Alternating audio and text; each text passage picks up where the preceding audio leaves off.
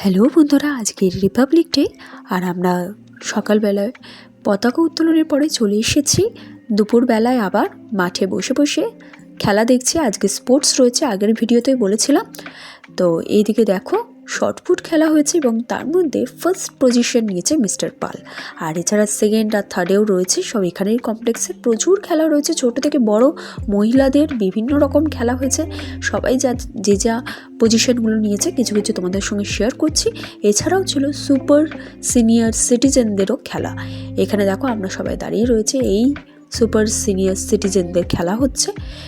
তো দারুণ মজা করছে। আমি একটাতেও পাইনি প্রাইজ, কিন্তু রঙ্গোলিতে আমি প্রাইজ সেকেন্ড পজিশন নিয়েছিলাম, সেটারই প্রাইজ আজকে দেবে। এছাড়া আমরা টাগ অফ ওয়ার খেলেছি, সেখানে রানার আপ হয়েছি আমাদের দলটা, তো আমরাও কিছু পাবো। এই দেখো এক্ষুনি অরুণকে ডেকে নেবে শর্ট পুটের উইনার হিসেবে প্রাইজ দেওয়ার জন্য। তো চলো দেখতে থাকি।